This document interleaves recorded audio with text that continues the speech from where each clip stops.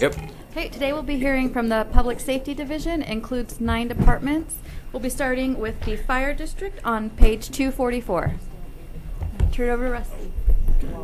Okay. Morning, Rusty. Good morning, Commissioners. Good morning. We will work through this 9-department presentation, hopefully in less than 2 hours. But 244. we have all of our directors in the room so that if there's a question that I cannot answer, I'll have some assistance. But we'll try to get through this and give you the best answers. So we'll begin with the Fire District. So briefly, the mission of the Fire District is dedicated to creating safer communities through prevention, preparedness, and effective emergency response.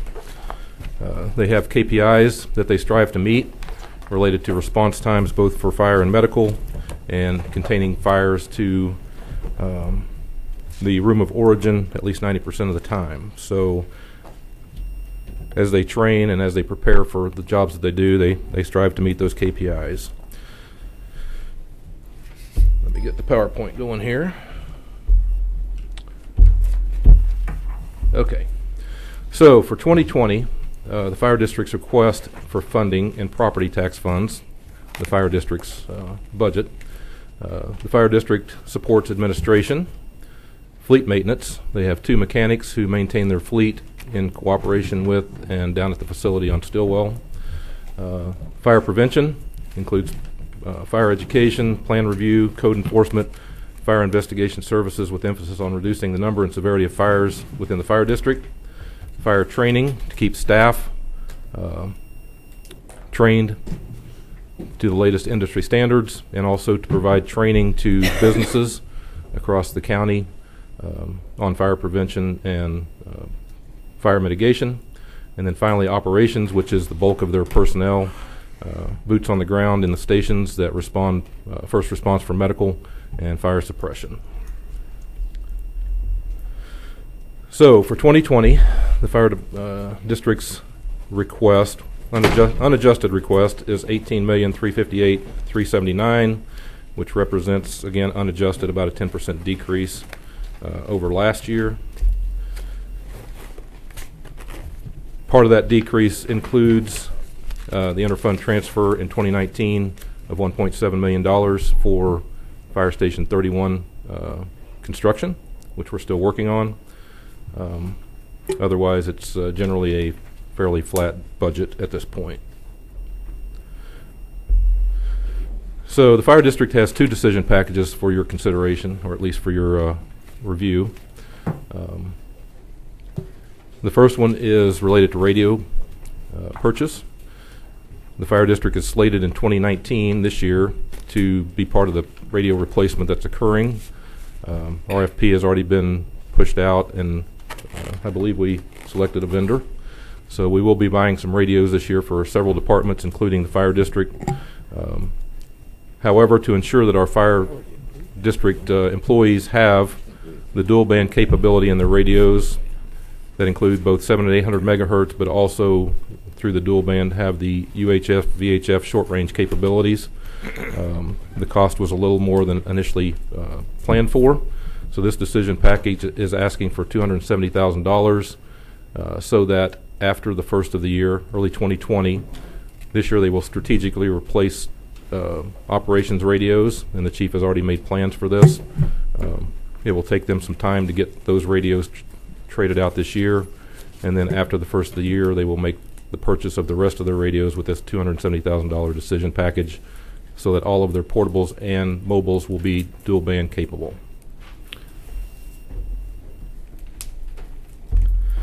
And decision package number 2, which is on page 257, if you care to look at that.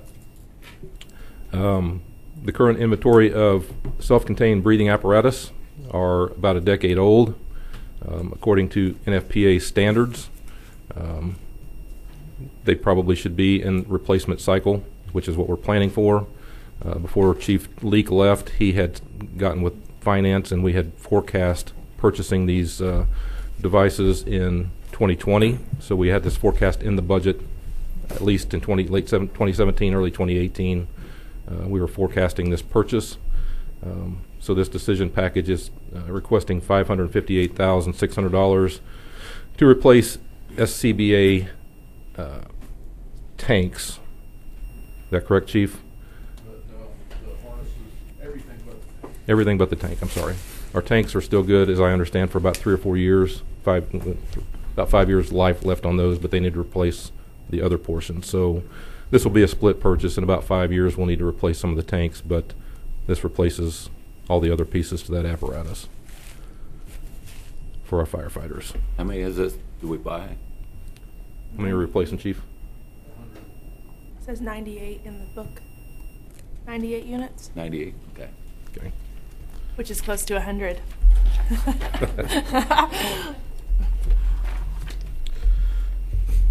So with that, 2 decision packages, radio replacement, the second half of radio replacement, ensuring the dual band, and then the replacement of the SCBA, $828,600 to the fire district budget. So that's $50,000 just for harnesses? According to the pricing. Chief, do you want to speak to the pricing on those? It's okay. You don't come up with Mike, so they're recording it.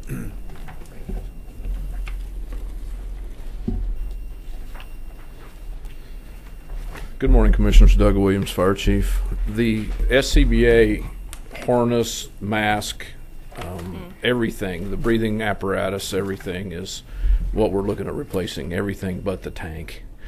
All total for what we call a complete setup, which is the harness, the whole breathing apparatus, the mask, and 2 tanks per person, is about a $7,000 purchase. The tanks are about $1,000 each, so if you knock the 2 tanks off, you end up with a $5,000 purchase. So the thing that fits on you, and then the mask, that's $5,700. Correct. Of course, what Okay. fits on you is all of the regulators and pressure reducers, and Okay. and the electronics, all the pass device electronics and all that comes with it too. Okay. I'm gonna Google a picture of it. Oh, Yeah, that's right. Oh, I got We were off. My mistake. Thank you. new math.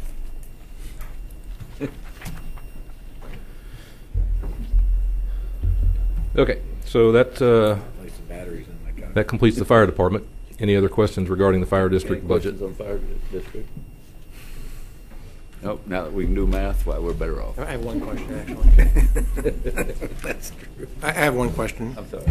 Last year, we had an interfund transfer of $1.75 million. Can you talk about what that was for? Where'd that money come from? And That $1.75 million was in fire district reserve and was allocated for the construction of Station 31 in 2019. So it won't be, well, actually, it'll carry over into 2020 because the construction will carry into 2020, but okay. currently it's not allocated. That's good. Thank you very much. Yes, sir. Okay, next, Office of the Medical Director. On page 194.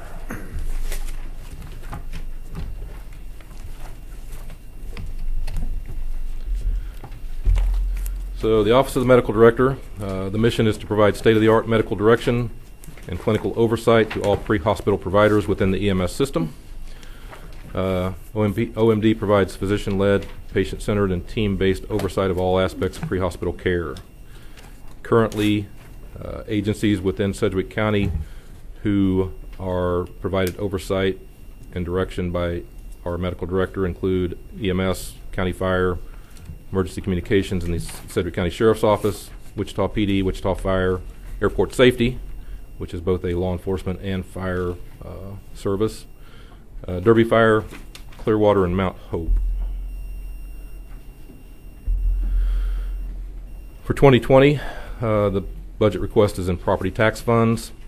Those property tax funds actually support the medical director and his clinical practice management person, which is Derek Ruddle. Derek manages the quality of care delivered to the by the system and is involved in protocol development, management, system level data monitoring, and hospital liaison. Also within the office, commodities and contractuals support the 2 additional positions in the office, which are program management and credentialing. Those positions, the salaries are paid out of the EMS budget as they have been for several years, but the OMD budget supports their clerical needs with commodities and contractuals. So for 2020, the budget request is again flat without adjustment, 459,386, which is about a 1% reduction from 2019, and actuals and adjusted contractuals and commodities so that they align better with their actual spending. But still, the bottom line is that we come out about 1.2% below last year's unadjusted at this point. There are no decision packages, no revenue packages, and no alternative reduction proposals from the medical director. Any questions on that budget? I don't see any. Okay. We're moving right along then. Next will be emergency communications on page 198.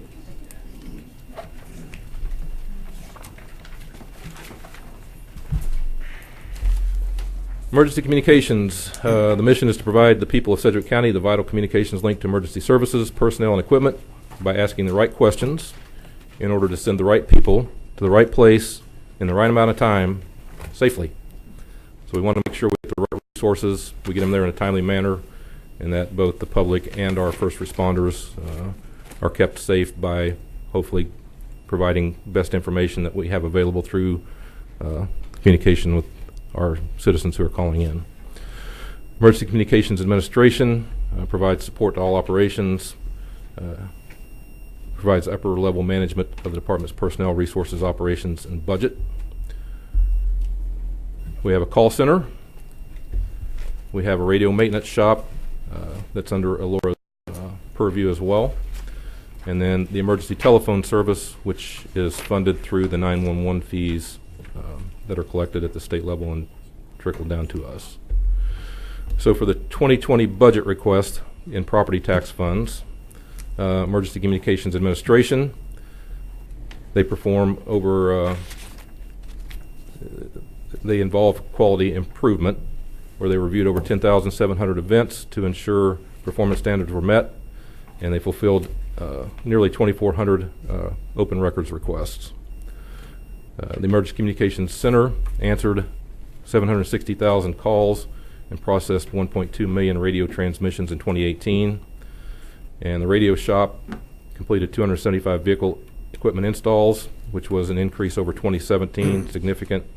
They programmed 1,100 radios, which also was a significant increase over the previous year, and they aligned and repaired 350 radios.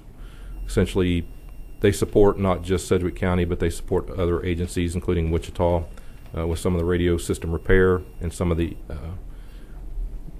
Wichita does a lot of their own mobile radio install, but the radio shop still supports on some occasions with that, but then they support maintenance and repair of those radios. Wichita is going through radio replacement as we're beginning to this year, and over the next 3 years we'll be replacing radios, so the radio shop's going to be very busy. And then in the non-tax funds, which is the 911 fund, the emergency telephone service, and it provides the infrastructure needs for 911 communications and training for 911 personnel. So in the general fund, our budget request for 2020 is $9.4 million, which is an increase of about 40% over last year. The reason for that is that there's a $3 million infusion for the CAD purchase, which is going to occur right after the first of the year, but budget infuses that money for 2020 because that's when we're going to make the purchase. Alora has pushed out an RFP, and so we should be getting responses back from vendors in the near future so they can begin to evaluate those and be ready to select a vendor and make that purchase right after the first of the year when the monies are available. In the 911 tax fund, the request stays flat in order to support the infrastructure that's in place at $3.2 million. So collectively overall, the request for 2020 for emergency communications is $12.6 million, again with a $3 million increase in 2020 for the CAD purchase. And to break that down, personnel unadjusted is down slightly, contractuals pretty much equal, and then again commodities are up because of the purchase. One thing missing from this slide is a interfund transfer, which occurs annually. I'm sorry, just a moment while I get to the right page here. Annually, we have an interfund transfer that is a bond payment on the radio system, and that dollar amount for 2019 revised was $653,910, and for 2020 it's allocated at $649,878, which is a slight decrease. Yes, sir. Thank you. Remind me again, the briefest of history, why we're replacing the CAD system. The CAD system at this point is about a decade old. Yeah. And it is an old, antiquated system that has not kept up with the times. It doesn't provide the types of contemporary technical support that we need for our fire, police, and EMS personnel. And so it's basically at end of life. It's a system that's not really being supported by the vendor.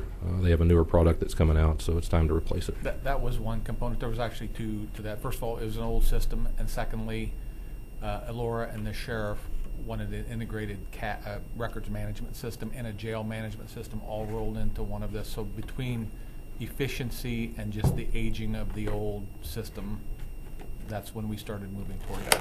So this will include a JMS, or Yes. jail management system? Yes. And a records management Records system for management. sheriff. Yes, sir.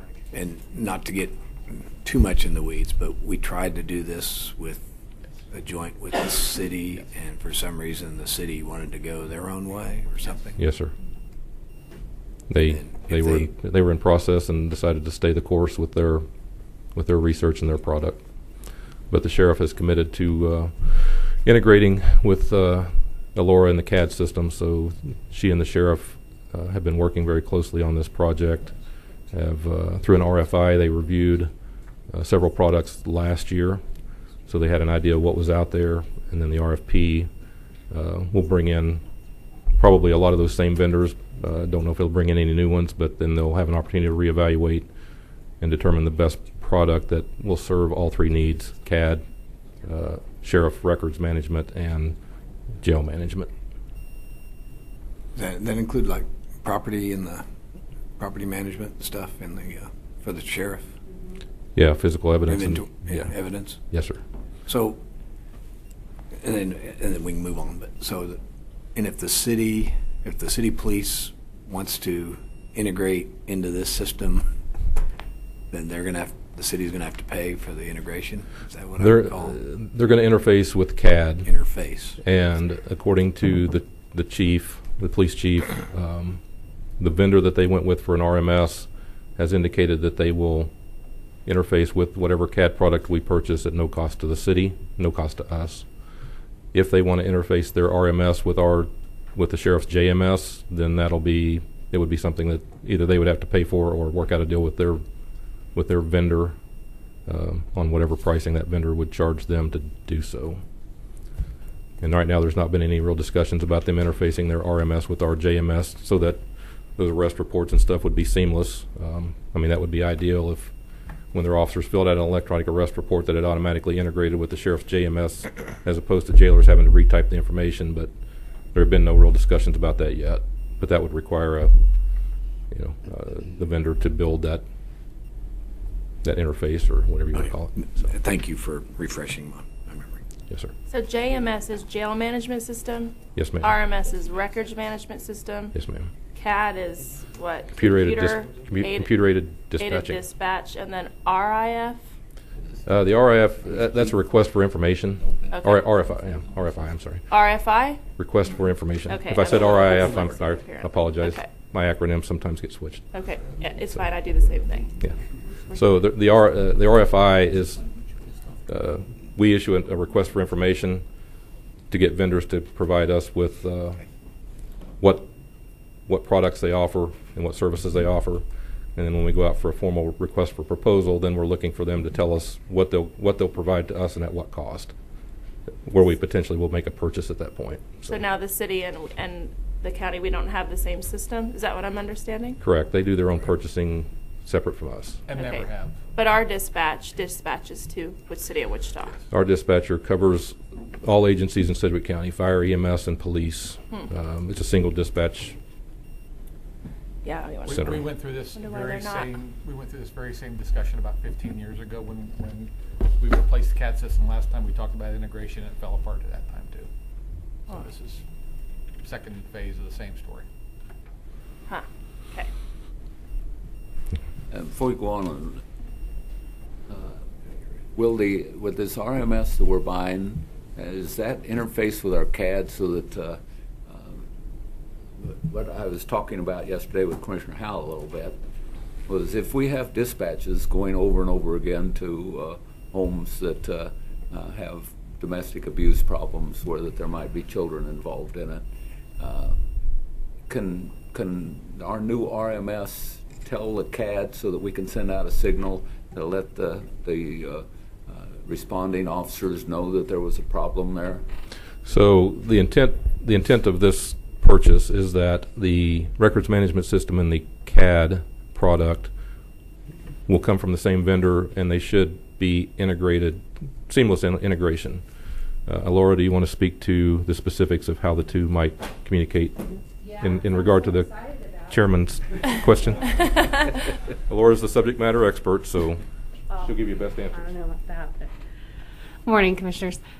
So yeah, we are very thrilled because this integration with the RMS system will let us in dispatch start to dig into those records to see what has happened on the in the prosecutor's office, what's happened in the jail, what they have noted in records. We'll be able to pull mug shots. We'll be able to pull arrest reports, things like that. And we do have the ability with this new system, or should have the ability, to integrate with the city's RMS system to get that stuff also. Part of the issue with our current CAD vendor is that they don't integrate well with any other vendor. It's very expensive. It's a clunky integration. It just doesn't work well. So yes, we will be able to get a lot more information in dispatch. The officers out in the field will be able to get that. It's just going to provide a whole new view of what's going on. Okay, well, in case that we can't get DCF to give us one piece of information, you think we could get it out of our RMS to feed it into CAD so that when you, with your 911 operators, dispatch someone, they can say that there's been a problem with that address before? So currently we can see location history at an address. So if we've been out at your house for domestic violence reports for 10 times in the last month, we can see that. The current system is so clunky is the best word for it, really, that it's not a very easy snapshot of it. Yes, so that's what I'm getting at. So yes, we'll be able to see that in the future. I think it'll be a much smoother view of it. We'll also be able to tie into people, and so if you are not at home, but we know that John Doe has had DV with his wife somewhere else, so it'll pull in other information. As far as the DCF records, I don't know that the same things would be reflected in RMS that would be in the DCF records, so I don't know that it would be as complete of a picture, but we will be able to pull in domestic violence history, yes. Okay. But the problem is we'll only have that information based on our RMS. We won't have any of the information that's sitting in the RMS that the City of Wichita has. Well, our goal is to do that, yes. So that's what a vendor that can provide a better interface, which is what our barrier is now, will be able to pull in some of that information. Until we know what vendor we're going to go with, I don't know what that's going to look like, but we are committed, both myself and Chief Ramsey, to get that interface to where we can see that. Okay. So one caution is I will not vote to give you any money to pay for that interface. Oh, I won't come to you to ask for any money to pay for that interface. I've been very clear with that from the beginning, that they need to. We had they meetings. Can purchase that. We had meetings with the mayor, with the city manager, with the police chief, with the sheriff, with the DA, and they decided to go a different direction. So I'm not going to fund, at least I won't vote for it. You may get 3 others to vote for it, but I will not be one of the 3 that votes to pay for an interface with the City of Wichita. I will tell you, as long as I'm director, it will never come before you. I'm pretty firm in that. When is There's job security for you. Well, I was going to say, fingers crossed and knock on wood, yes. Yes. when is the RFP and what's the estimated time frame? So we issued it yesterday, so you that's did? I'm very excited about it. It's a great RFP. I'm just excited to see forward movement on it. So anyway, we issued it yesterday. We will start getting responses back through July. We've given them about 2 months to respond because it's such a huge project. Then we have some evaluation teams ready to go. We've included the city of Wichita in that, so we'll have representation from Wichita Fire and Wichita PD on our CAD evaluation team, as well as EMS and the sheriff's office. So we've got some stakeholders at the table. So we'll review that. We will start doing demos in September-ish. We want to go out and do site visits at public safety systems that are actually using this product. The issue we ran into with our current CAD vendor is there was a lot of promises that weren't delivered, and had we sat next to a frustrated dispatcher or a frustrated officer, you know, they're going to be very truthful with us. And so we want to go out and actually see it in action in a similar size system. So we will do that then in October-ish. Come back in November, make a decision, and have it all ready to go for you guys to approve, hopefully in the beginning of January. So once we start that, then they start building it. We're looking at first quarter of 2021 that we would like to go live. That is a very aggressive implementation schedule, and so that's going to be another reason why we need a very strong vendor that can address that. So we are moving right along. It'll be it seems like a beginning of 2021 is far away, but it will be here before we know it. Very good. Thank you. Laura. See any questions? Thank you. All right. So Emergency Communications has some decision packages. The first is on page 204. The ask is for a CAD consultant service. The rationale behind this is that the CAD product is a very important and very complex product. Alora would like to have a consultant, somebody from the industry who specializes in CAD products, who can help ensure that our interests are being met, that as questions arise with us, we have a subject matter expert sitting next to us to help wade through all the facts and details.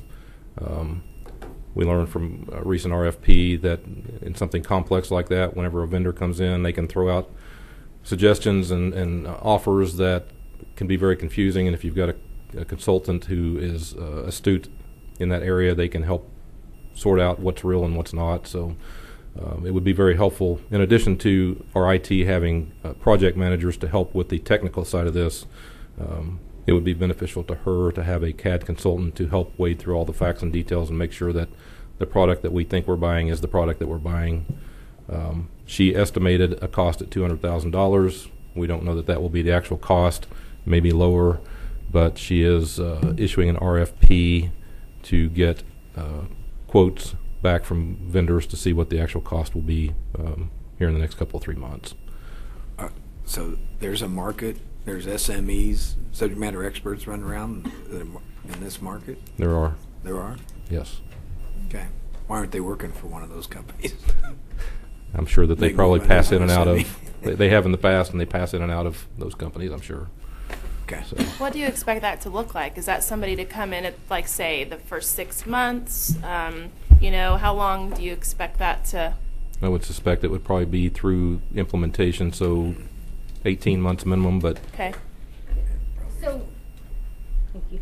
We've done this with our radio system also, and that's where I got this ballpark figure from. So what we expect is, of course, through implementation, we know our CAD system, we know our operations, but opportunities for efficiencies, things that we can improve upon that we don't know about, that's what we're hoping that this person will bring to the table.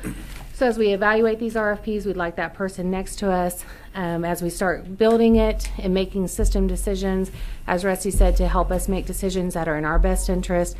And then even after go live with it, like with our radio vendor, our radio consultant, I still send him questions. We have some contract with him still, some time that we've paid for of his. And so again, after go live, if we have any issues, a system this large is going to have issues. It just is the nature of the business. And so things to help work through those. Yeah.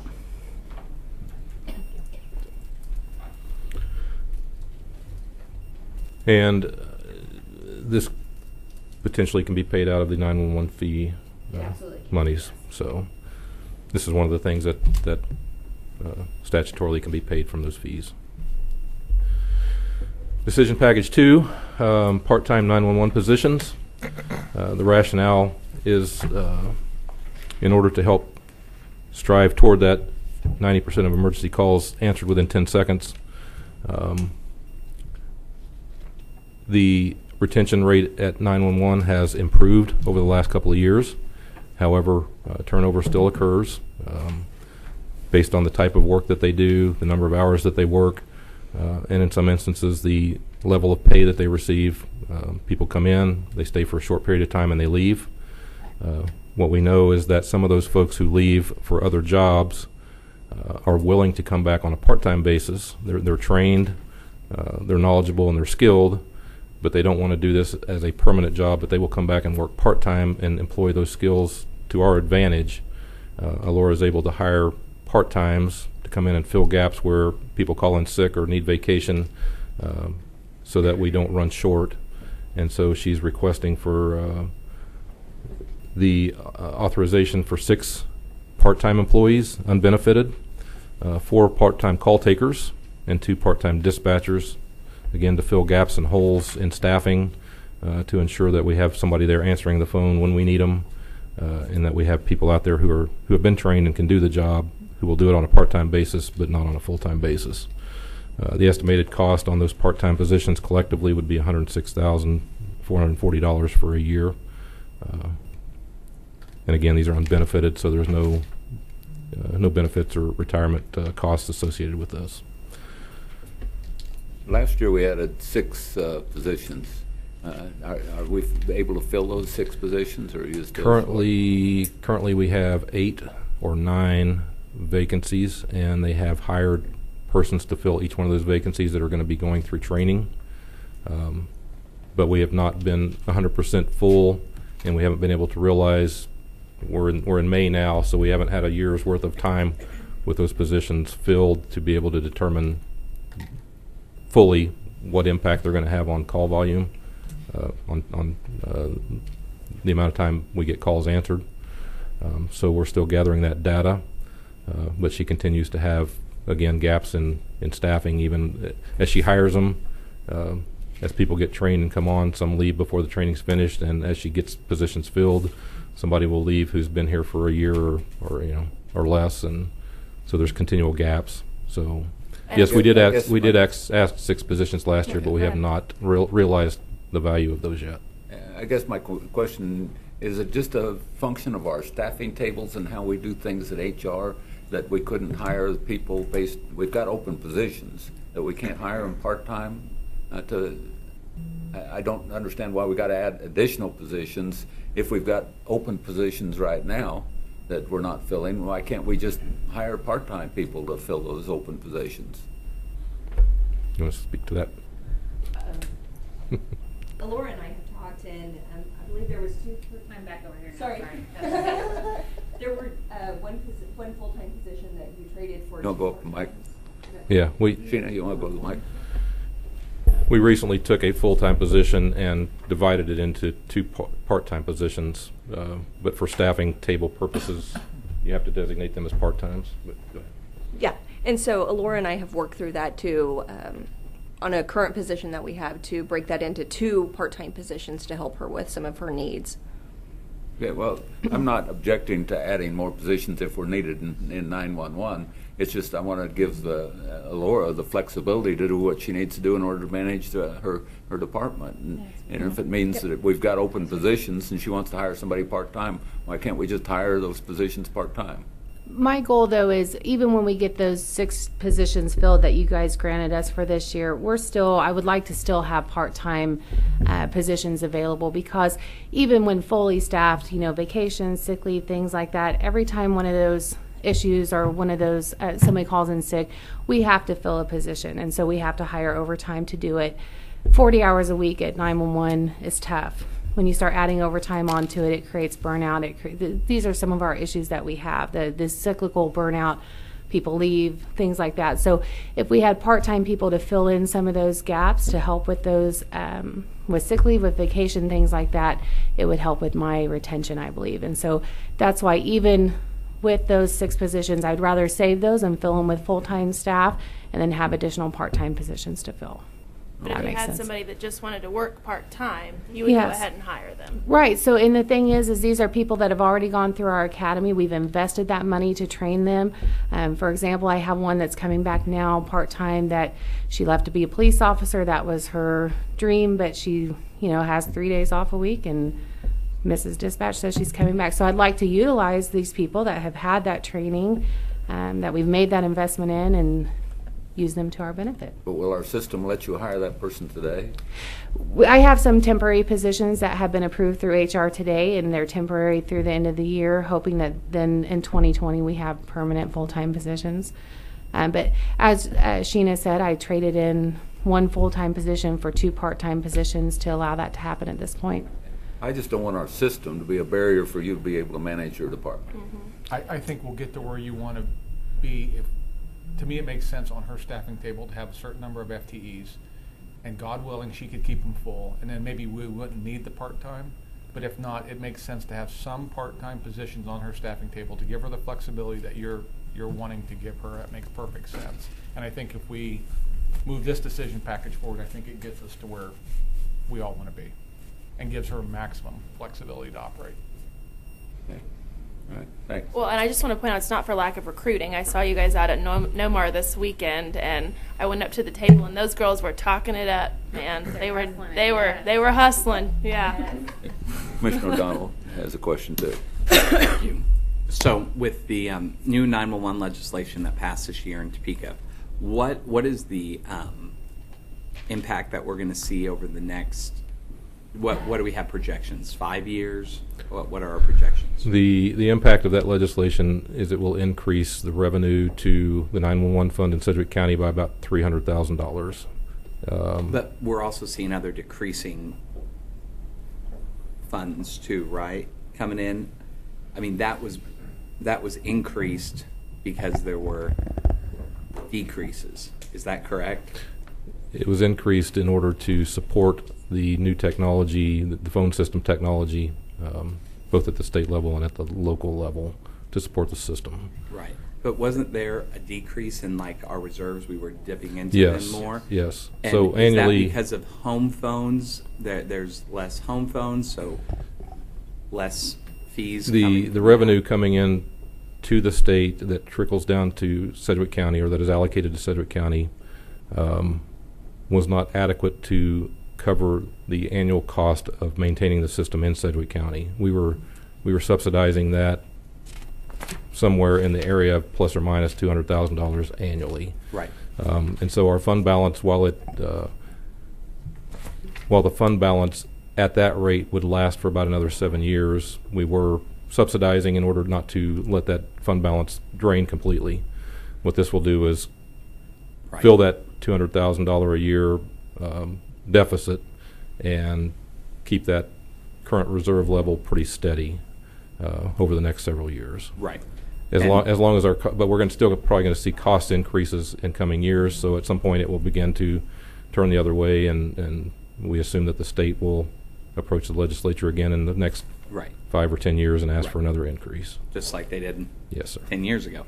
So does that take effect July 1? That's my understanding. That increase? And is it, how much extra is it? 38 cents? What was it? It's going up 30 cents to 90 cents, of which we will see 66 cents back into our system, which is an increase of 6 cents. So the remainder of that is held up at the state level. That helps to subsidize the phone system that we're using, and then for a grant fund. Yeah. And last year we all went to your office and we met the guy that runs it for the state of Kansas. Yes. And I know Commissioner Cruz and Meitzner weren't able to talk to him and kind of understand the rural program. But for us here with that increased money, is that where we're anticipating these part-time positions? We know we're going to be bringing in more funds, and is that what you would like to do with that increased money? So statutorily, you can't pay for personnel costs out of that. So it is, no, we won't be paying for that. What we will see is that in the coming years, as we start to grow our team, we're going to need more positions, more consoles, more desks, more computers. Those things can be paid statutorily Capital. out of those funds. So yes, some of the expansion that we're going to need, the new technology that's coming as we start getting Next year, we're anticipating the multimedia messaging into dispatch, things like that. So storage, bandwidth, things like that to push that out to the field. Even with the new CAD system, we know that our maintenance, our annual maintenance will go up to about $250,000. That's about twice what we're paying now, or a little less than twice what we're paying now. So things like that that we know are coming. Some of them are really tangible expenses that we know, like the CAD maintenance. Some of them we're not really sure what it's going to look like, but we know new technology is coming at us quicker than we can, just very quickly, and we need to be able to pay for it. That's what. But that if will there's take. one thing we know, Laura, that is you're going to browbeat our partners into having lower rates. I'm going to try to. No, I said she needed to go up to purchasing. How much money did you save us just on those shields? Wasn't it like $6,000 a month or something? Something like that. I'm a miser with our budget. No, you're very good at that. You're very. If every department head did that, Well, I would love them as much as I love you or Lindsay. I appreciate So, it. thank you. Had to go there. Very good. Any other questions on decision package 2? All right, Rusty, let's see what 3 has. Okay, number 3. This is also a positions request. So, back in 1995, Emergency Communications initiated a quality assurance, quality improvement program so that they could start reviewing the calls, the conversation that occurred during calls with citizens to evaluate the medical calls to determine the quality of information that was collected by dispatchers and call takers on medical. And then over the years, they've evolved that to include quality assurance and quality improvement on law enforcement and fire. And then more recently, in 2014, they started doing quality assurance checks on radio traffic as well to measure the quality and the professionalism of our staff when they're talking on the radio with the first responders. The way that they've managed that over those 2.5 decades is that they took 4 dispatchers off the floor and made them a quality assurance team. And what Alora is recommending and requesting is that we formalize the quality assurance program in emergency communications by staffing it with dedicated personnel. She's asked for 7, and the reason that she's asked for 7 is that based on the volume of calls and radio traffic that they're able to review annually, they're doing a little bit over 1%. Industry standard, which is not it's not a regulatory requirement, but industry standard suggests that a PSAP like this should be reviewing about 2% of their calls, and so she's recommending 7 in order to get closer to or above that 2% call review. So what this would do is, if allocated 7 FTE for dedicated to quality assurance and quality improvement, the quality improvement piece is taking what they learned through the reviews and pushing that out as training to correct errors and deficiencies. If she received 7, then the 4 people that she's currently got doing it would be pushed back to the floor. It would push those 4 dispatchers back to the floor, and she would have a 7-person staff doing quality assurance, quality improvement. So that's a best case scenario, and that's what she believes that would benefit her most. So that's what her ask is for. And the cost of adding 7 full-time employees for quality assurance and quality improvement is $405,960.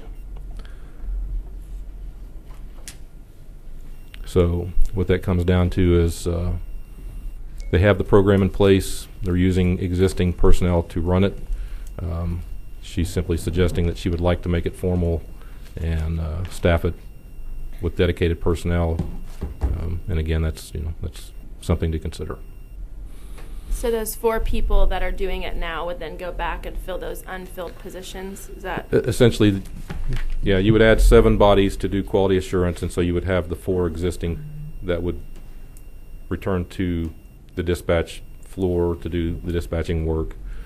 Currently, I think we're at 63 allocated dispatch positions. So she's got 59 working in that capacity because 4 of them are doing quality assurance as opposed to being on the floor. And then she's got 22 call takers allocated in the budget as well. So this would bring her back to 63 dispatchers actually doing the work of dispatchers and add 7 bodies that are dedicated to do the quality assurance, quality improvement. So these people like listen to the calls. Is that what it is? So I did some math, maybe I'm wrong, but there's like about 2,000 calls per day that come through. Is that inaccurate?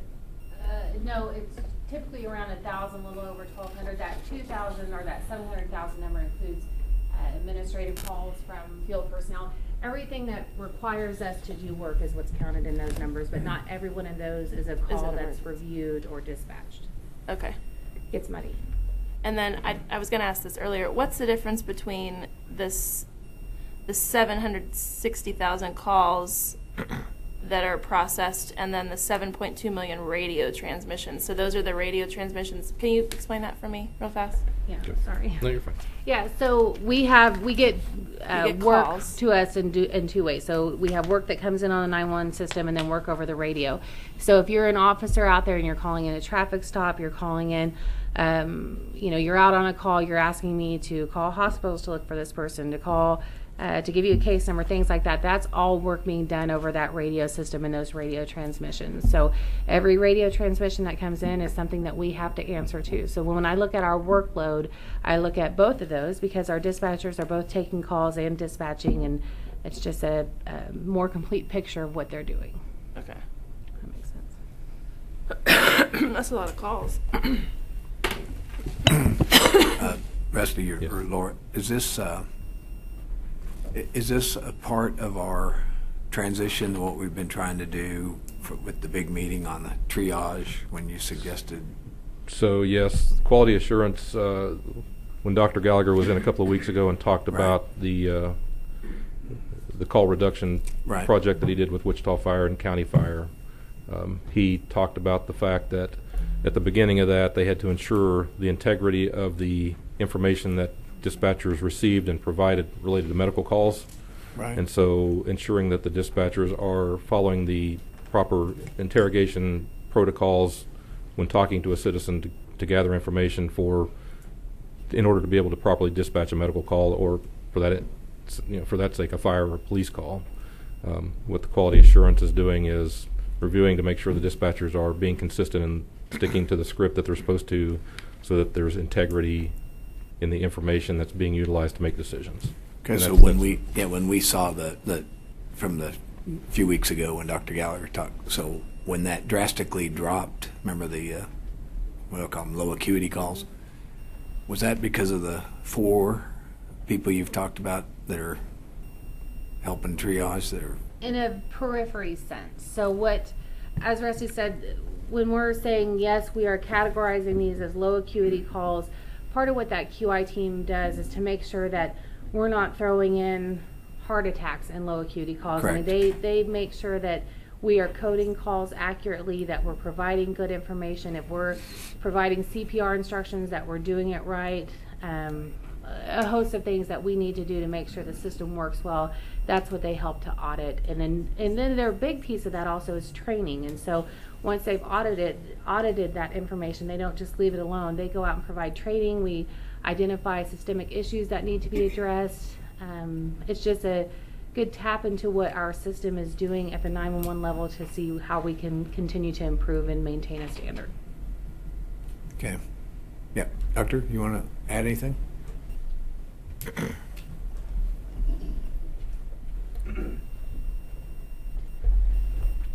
Only very briefly, that this is actually very important work to be done. I wrote a cross-departmental support letter for this decision package, even though it's outside of my area. But if we continue to search for the efficiencies and further slice down on accuracy of this, we absolutely have to have accurate information coming out of the call center. So we were able to do this in a large, broad swath with the low acuity calls. But as we start to drill down into individual call types and predict those, it's going to be a tighter and tighter margin. So having a quality assurance program in place will allow us to do that. If we don't, we'll only be able to get so close to the line before we can't go any further due to patient safety. Okay, very helpful. So there is some connection with what we've been working on. There is. I was kind of confused when you were saying in 1985. I was hoping that this is where we were going. Yes. Tell me that, and explain to me again, what is this 1% versus 2%, and why, and is there a standard? That's an industry standard. Again, it's not regulatory. It's not statutorily required. The professional organizations for dispatchers set best practice standards, and again, that trying to ensure that 90% of the calls are answered within 10 seconds is a standard, an industry standard that we try to meet, because again, it's not statutory and it's not a regulatory requirement, but it's a best practice, industry best practice that we try to live up to, because that's the standard that generally most PSAPs try to live up to. Okay. So again, this is not something that if we don't do it, we're in violation of federal or state law. It's simply a best practice to ensure that our PSAP is as professional and reliable as possible. Thank you. Commissioner Howell? Yeah, I was just curious. Seems like the experienced folks in the room are the ones that are probably doing the QA at this point, and so they can always go back and do dispatch if they had to. If you have a surge, let's say 4th of July, you had to have more people. I assume they would fill in as needed if they had to go back to do that. Assume you have equipment and space for them to do the actual work rather than just doing Currently. QA. They could do either one. Is that correct? They could, but They handle surge now, so anytime if we have a radio system outage, if we have a big call that comes through, anything that creates a surge in dispatch, they hustle out there and they fill in now as they can. So we use them still in an operational capacity, but they don't fill a position as the position was intended to when created. So in these 7 positions, I assume these are people who are they're the experts in the room. So are you going to have dispatchers that are currently providing that service essentially move up to this, and they're not going to be able to go back and provide that surge service, if you will? That team will always, because they are trained dispatchers, just as I go out and surge and I dispatch because I'm a trained dispatcher. It's all hands on deck when that is needed. So they will always have that role, but we need our experts to train our staff. We need our experts to help review and to identify those deficiencies. So we will pull from our current staff as we fill positions to go into there, but they will still be used for surge events, if that answers your question. I think so. Okay. Because you do have some positions open right now. How's your overtime situation? Not great. We have, and I'm sorry, I have to correct you on earlier, we have 9 positions that are open right now for hire that we're hiring an academy class for. We have 9 that are in the academy right now that are not trained to be out on the floor, so we're really 18 positions down at this point in an actual operational capacity. We are hustling to recruit. We are trying to hit outside of the box recruitment events. We're trying to do all that we can. Out of our exit interviews, one of our biggest reasons we lose people is pay. Okay. So right now we're doing about 1% QA. How long has it been going on? I mean, we've been at 1% for a while, I assume. Do we have a lot of problems because we're not hitting a higher percentage, or how would you? What's the difference from 2% versus 1% in terms of the quality that we provide? Are we having more problems because we don't have a higher verification rate? My concern with not having a higher rate of review is that I don't know that we are identifying all issues that need to be addressed. Flip side is I don't know that we are recognizing everybody that's doing really great work, and part of that recognition to me is key to retention. I think that with doing 2%, we have a better, more complete picture on the work product that we are producing out of the comm center. These are things like on our radio QA, for example, our QI review, it's providing safety information to officers in a timely manner. So the stuff that we are auditing for is stuff that really has a tangible impact to the field unit safety, to the safety of citizens, to the resolution of events. And so I feel like that industry standard is there for a reason, to be sure that this critical work being done in dispatch is being done appropriately, accurately, professionally. And so that's why I would like to be following that industry standard. I remember a couple of years ago we updated something that allowed us to have better performance measures, and you just talked about a minute ago 90% of calls answered in 10 seconds. I'm sure that data is collected by by process. There's no, that's something that's automatically collected, I would assume. But there's other things you guys are collecting as well in terms of performance measures, because we updated some software a few years ago. Maybe not the CAD, but we updated. The ECAD's reporting system, I think, is what you're thinking of, and that's tied into the phone system. So that's where we are getting that answer time, that 90% of calls answered in 10 seconds. We get a lot of other data out of it. We can trace the call flow of if you're a 911 caller, and we can look at that and see, okay, when did your call enter the system, who answered it, how long were we on the line, when was it disconnected, how many calls we have going into the call queue, things like that. That's all tracked within that system. Okay. All right, so my questions, thank you. Very good. I don't see any more questions on decision package 3. Laura's been on the hot seat quite a while. She's going to stay there, it looks like. Okay, decision package 4. This is a request for a additional FTE in the radio shop, electronic technician 3. Again, the volume of work that the radio shop is doing to maintain the radio system and to support the radios that touch the system, not just within Sedgwick County government, but across the county.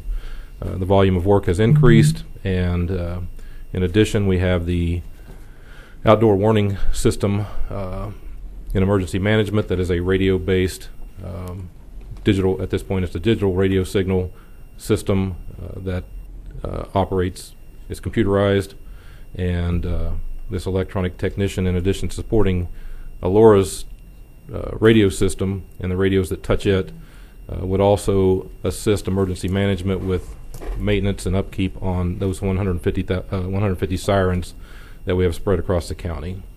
In order to add this body, the cost would be $68,793, and that's salary and benefits collectively. So she analyzed the workload and determined that this position could be split 50-50 between radio shop to help pick up the increased workload there, and then 50% of the time out in the field. On a regular basis, we have sirens that, when we poll them on a weekly basis, show some type of defect that needs to be addressed, and this technician would be able to go out and take care of most of those sirens. We have a few that would require a bucket truck. We have a contract with a service provider that has the capacity to manage those high-level issues, but a lot of these can be handled from the ground at the box, at the electronic box, and this technician would be able to go out and take care of those without us having to call and pay our contract service provider to do a lot of that work. So that's the rationale behind the request for this position. Any questions on decision package 4? Briefly, before we go on, we're talking about radios here, and it got me thinking, we're going to buy some radios for the fire department. They're dual band. Do we need to do anything in 911 as a result of that, getting those dual band radios for the fire department? At this point, our radio system does not, our radio system is an 800 megahertz radio system, and so it would not interact directly with the dual band capabilities, the UHF, VHF transmissions that those fire field radios would be able to manage. Dispatchers do have portable radios at their stations, and those radios could have the capacity so that they could interact.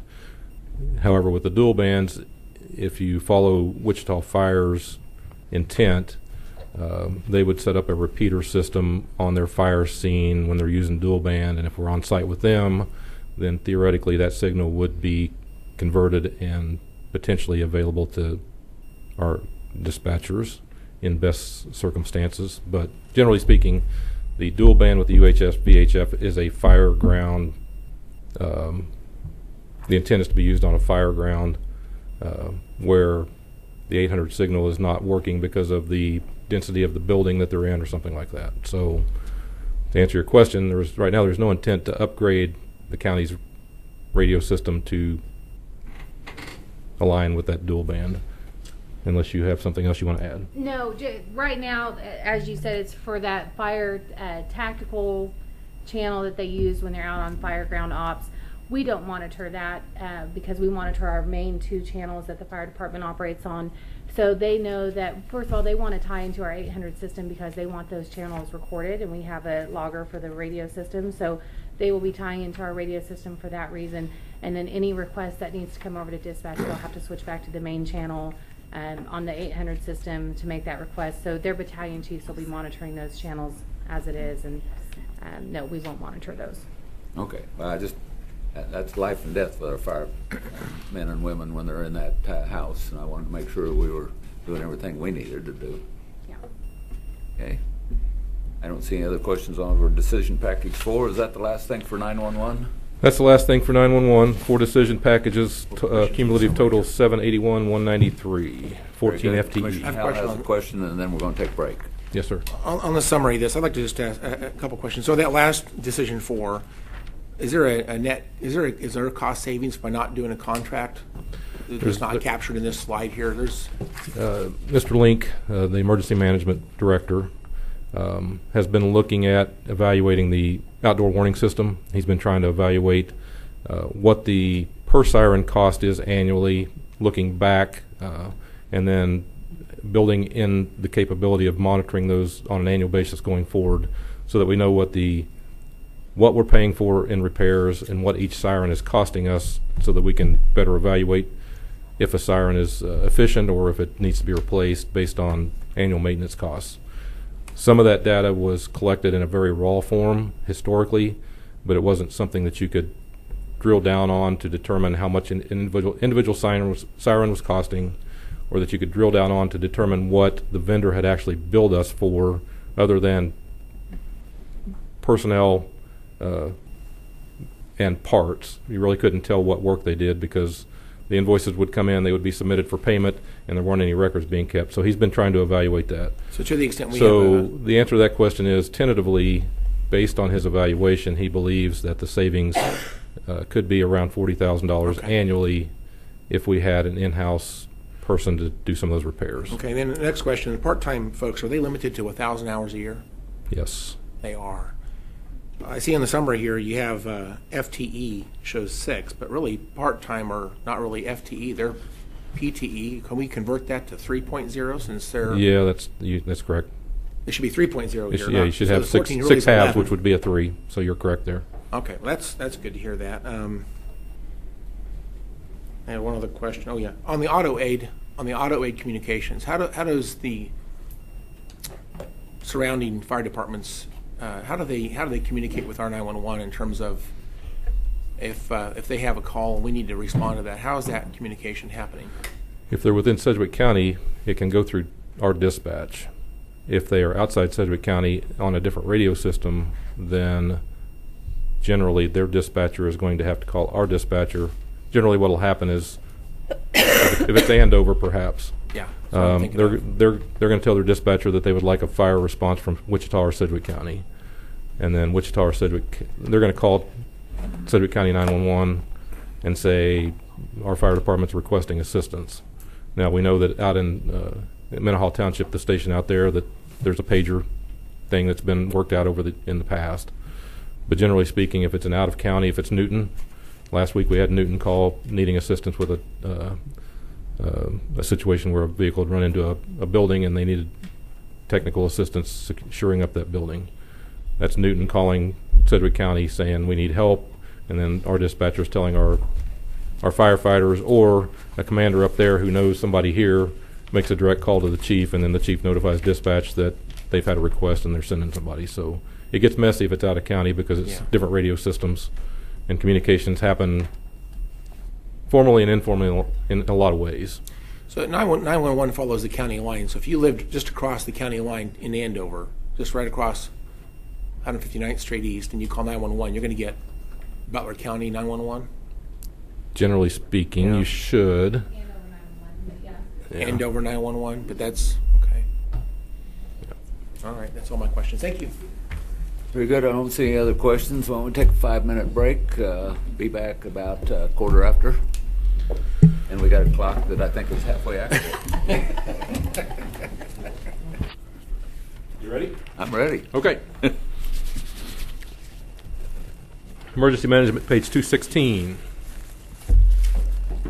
The mission of emergency management is to create a safe, secure, and healthy environment for the whole community through a comprehensive program of prevention, protection, mitigation, response, and recovery. And we want to build a resilient and sustainable community for all residents and visitors to the county. The 2020 request in property tax funds will support the public warning system. Again, it's 150 outdoor warning devices that work in conjunction with an integrated public alert and warning system. So we have other ways of notifying citizens of hazards, but the outdoor warning system is one that everybody's familiar with, particularly with inclement weather, tornado warnings, and that type of stuff. And they strive to keep the system up 90% or higher, measured by weekly tests. It also supports training and exercise, public outreach, attempt to do 8 trainings or exercise opportunities per year for all first responders, and then do 16 community education opportunities per year. Cody gets out and does a lot of storm chaser or storm training, storm spotter training annually, and they also are working in other ways to expand and have more contact with community to do education and outreach. And then community planning ensures all community plans, risks, and risk analysis is completed. The local emergency planning committee is active and working toward a new plan that's due in 2020. And then the medical point of dispensing plan is also in process. It has to be updated annually by May. And then operational coordination ensures best possible coordination and integration of all available community partners for resilience, pre-incident, and response post-incident. And then finally, administration, which keeps track and measures KPIs. So, in the non-tax funds, we have grants that support emergency management. We have a public health emergency preparedness grant, which is actually a health department grant, which supports 2.5 positions in emergency management, a planner, and a coordinator. And then the half position is a assistant planner position that is shared between health and EM, but controlled by health. And then we have the EMPG planner grant.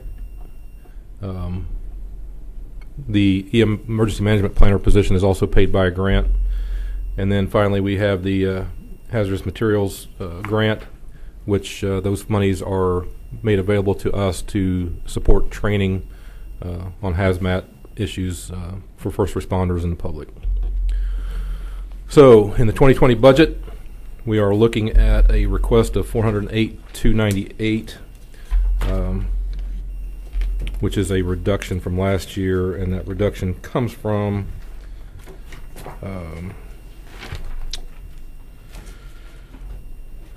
there's a reduction for monies that were allocated this year for radio purchase. So a big chunk of that reduction is radio replacement for emergency management, not just for their staff, but they have radios that are used for volunteers and others. So the largest portion of that reduction in general fund is the radio purchase. And then the grants were down slightly at $311,969, down about 9%. So the total ask for this year is $720,268 unadjusted. Personnel is up slightly. That has to do with personnel salary increases. Contractuals, again, they went in and looked closely at actuals and adjusted contractuals and commodities based on actuals. The equipment, the 328 was radio purchase in 2019, which will not be in the budget for 2020. And then the interfund transfers is the annual CIP. Generally, it's $100,000, but last year it was $114,000 in order to buy some computer upgrade that needed to occur. So it was a little bit higher in 2019. For that purpose, those monies are again in CIP and could be infused in the 2020 budget at a later time to support siren replacement in 2020. So, let's see. We have one decision package for emergency management. It's on page 221. Again, since Mr. Link has taken time going through trying to evaluate the siren program and get a better grasp on what the cost is, and what he's found is that historically we've had cost of doing business increases, basically electricity cost to the sirens, and the sirens have battery backups. Essentially, over the years, costs have crept up a little bit, and they've just kind of continued to absorb it within the budget. He's requesting a $25,000 increase in the warning siren maintenance budget to kind of make up for those increases that have occurred over the years that had previously been absorbed, but we know that we need to maintain those going forward. So this request is simply a catch-up cost of doing business request for $25,000 toward maintenance and upkeep of those sirens. Questions on that?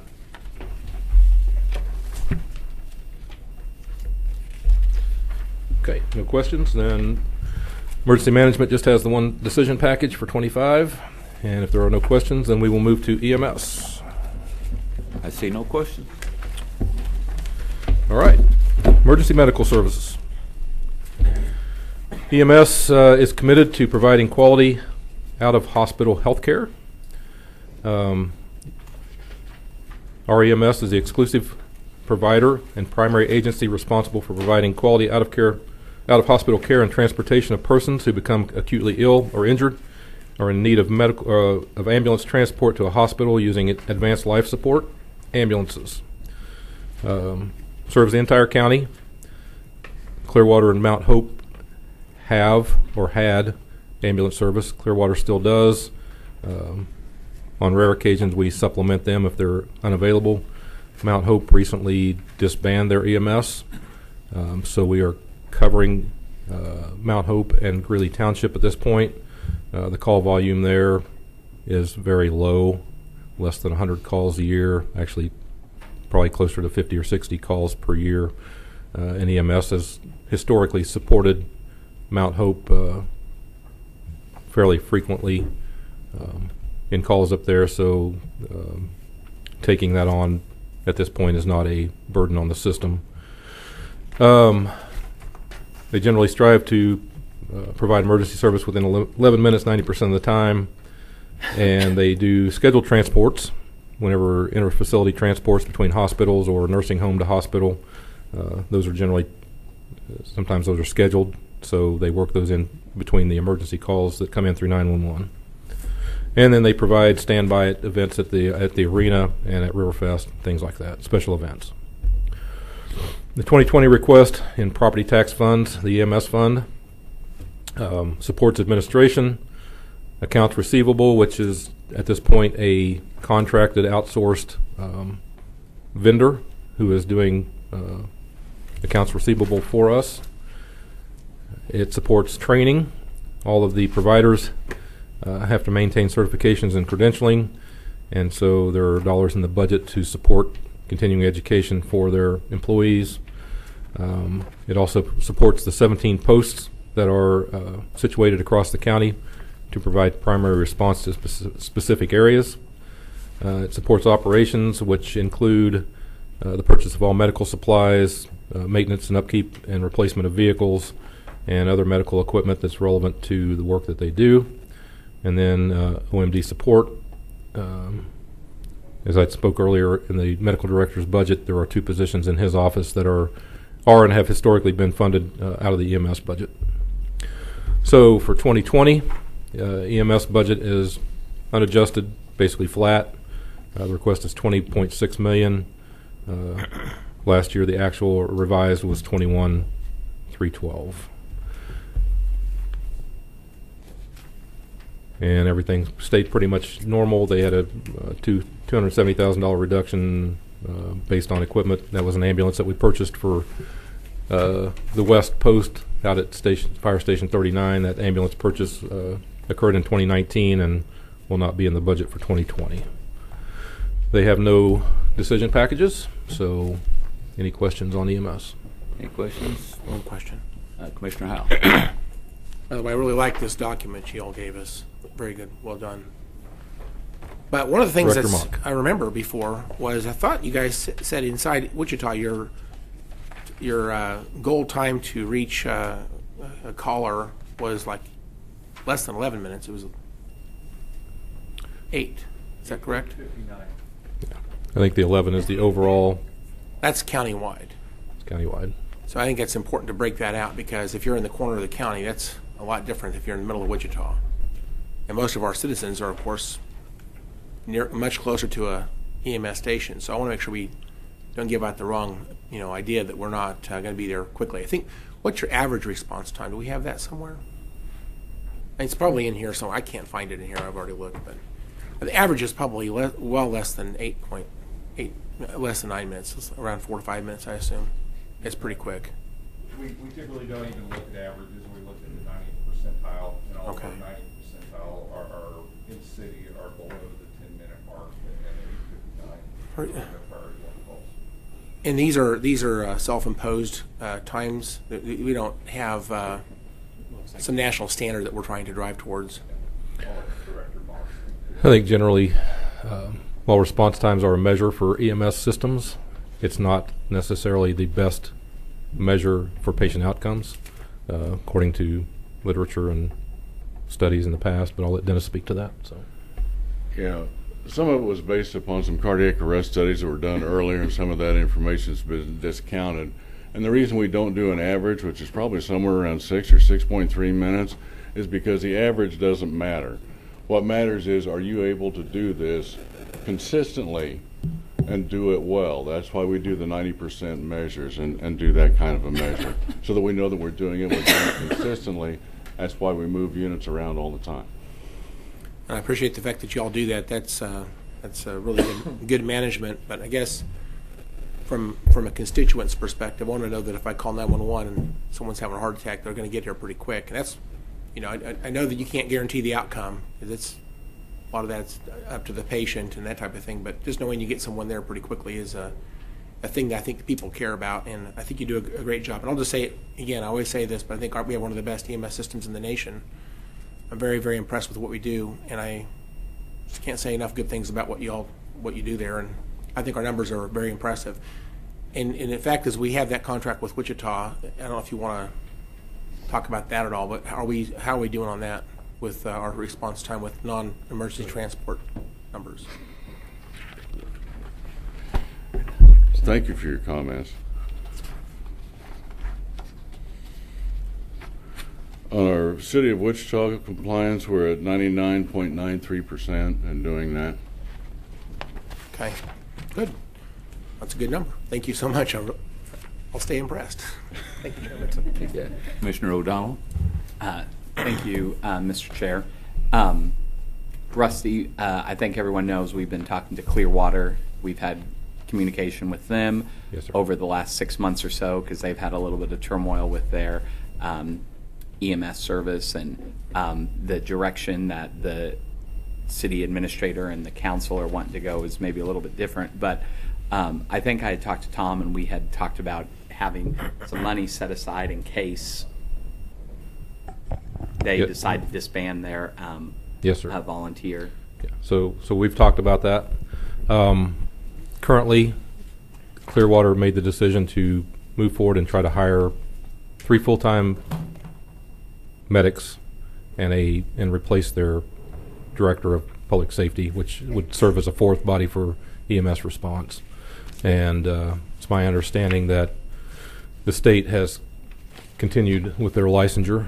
But in anticipation of your request, in the event that something does not go well with them, we talked through the issue of funding if we needed to provide service and resources down there. We have monies in contingency, so we did not do a decision package, so you don't see a decision package here, but we talked about the fact that we have monies in contingency, and if something occurs with Clearwater EMS where they're not able to provide service anymore, we have the funding available. We understand that the cost to us, personnel and overhead costs, utilizing their ambulance, but for having overhead costs with maintenance, upkeep, fuel, would be about $290,000 annually, and that we have monies in contingency that would allow us to do that promptly if we needed to do so. Yeah. So, and that's not what they're anticipating or what they're desiring at the moment, but just so that the commission knows that that has been discussed, and if anything were to happen, it would obviously come before the entire commission, but it is something that could ultimately have some effect on the budget. So I just wanted that to.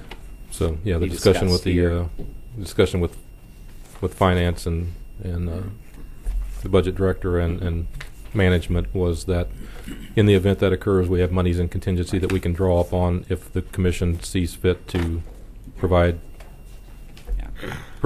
I service know with bodies inside Clearwater. Yeah. Well, I know that the mayor and council and administrator and even the residents of Clearwater are grateful. We went down, had a nice community, actually a couple different community forums, and I know the manager and myself went to the last one, and they just appreciate your attentiveness to them. Yes. So thank you. They've been good partners.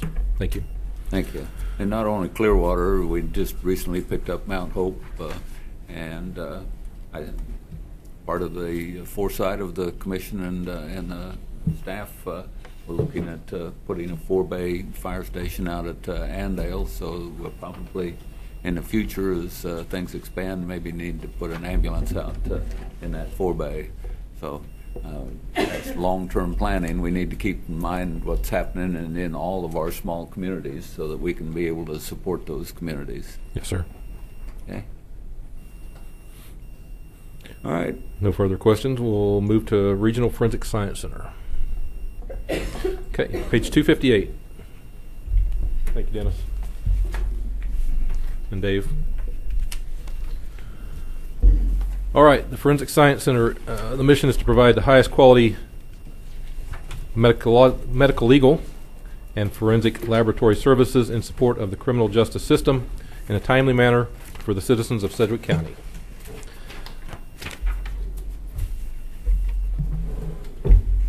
So the center provides pathologist-directed autopsies.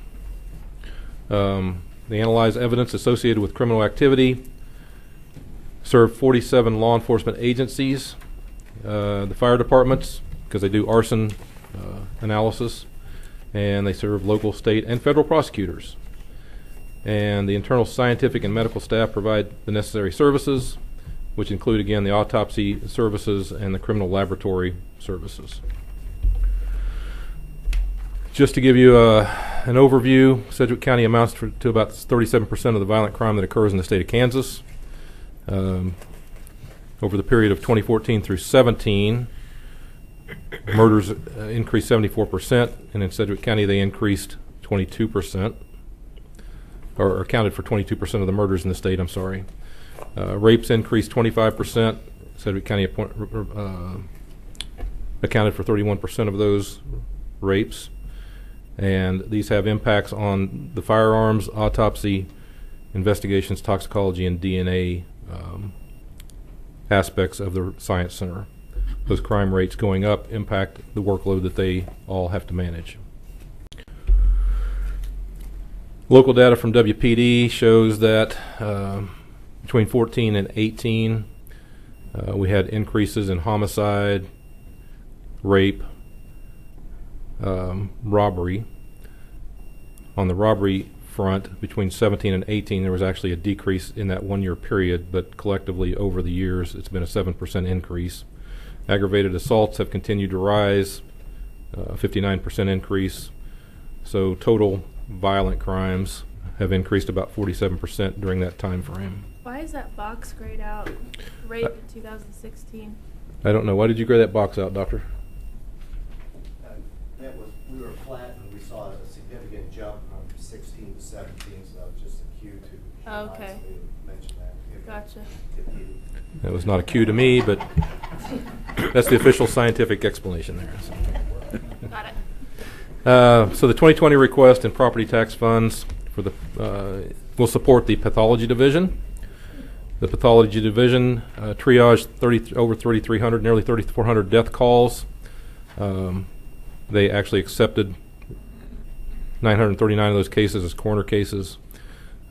They attended 457 death scenes, had 51 indigent cases, and of those, some were claimed by family, but they had 15 with no next of kin, and 18 that family refused to accept responsibility or take the body.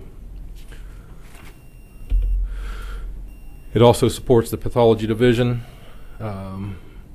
which is the autopsy services. A continuation here of their statistics.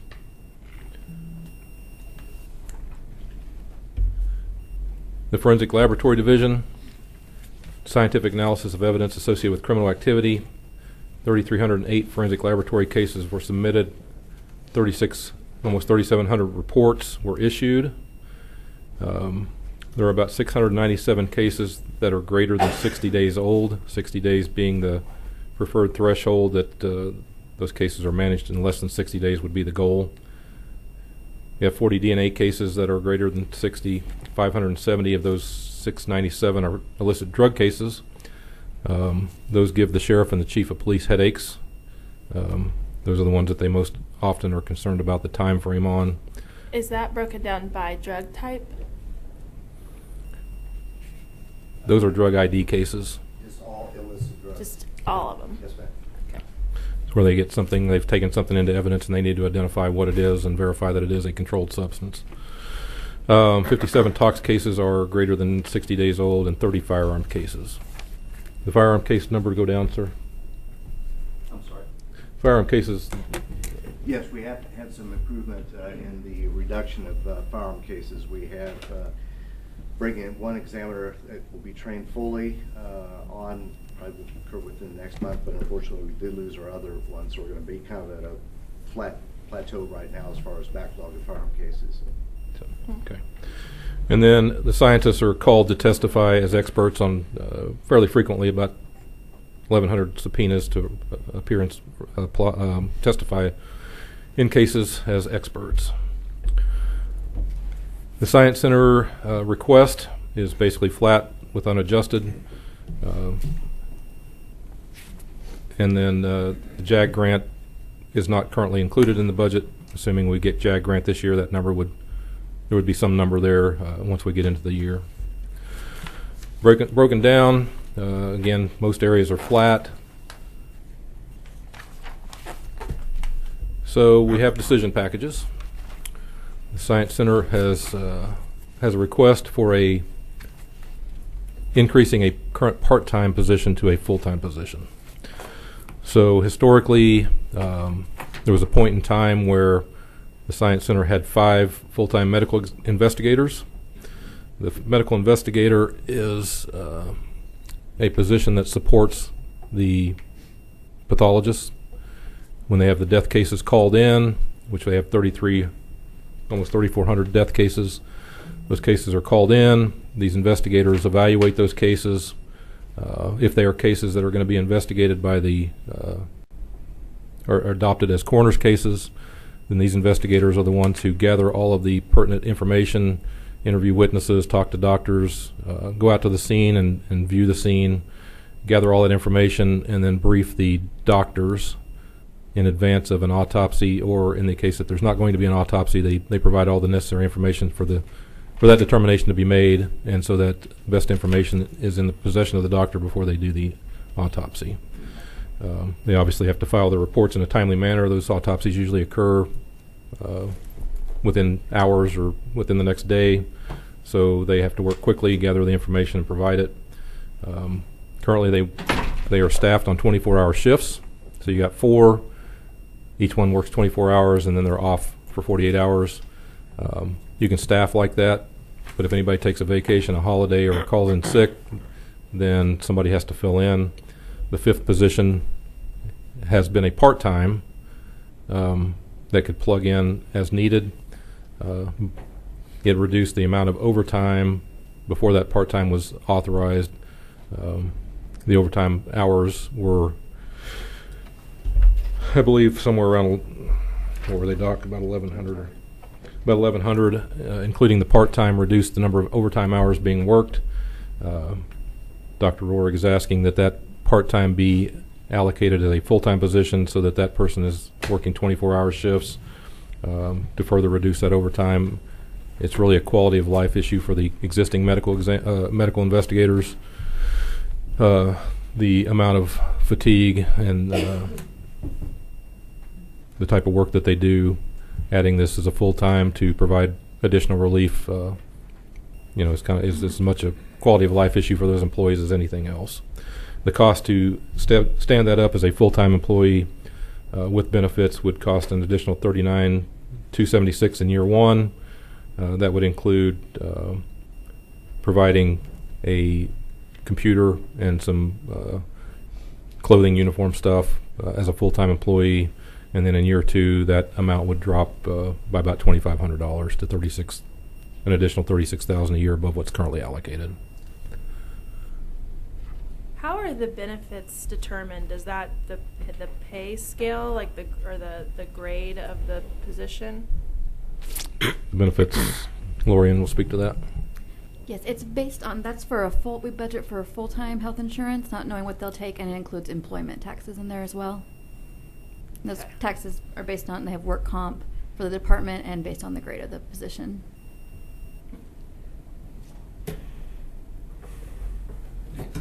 Commissioner Howell? Excuse me. How much is something else, Commissioner? No. How much? I'm sorry. How much we do? How much we spend a year on the 33 indigent cremations per year? What's that roughly? You want to speak to the cremation cost? Cremation cost per body is around $450. We have a contract with a provider to do that service for us. So, a while ago, talked to one of our mortuary providers, and he let me know a little story. But basically, if a body ends up on his property for whatever reason, I see you have some that were basically in your system and then refused, and so that was part of the 33. But if it ends up in a private sector mortuary for whatever reason, maybe it wasn't a crime scene, but this is someone who there's no next of kin, there's nobody paying for any type of service. This ends up being a private sector cost. There's nothing out there to help that situation. So I don't think it's always been that way. Can we talk about that for a minute? I'll tell you, to answer that question, we recently had a meeting with some commissioners and an industry person. The county counselor's office has tentatively drafted a resolution for consideration, and we are running that through staff so that we get input from staff on the content of that resolution, and then I think the manager and I will bring that back around to you for consideration.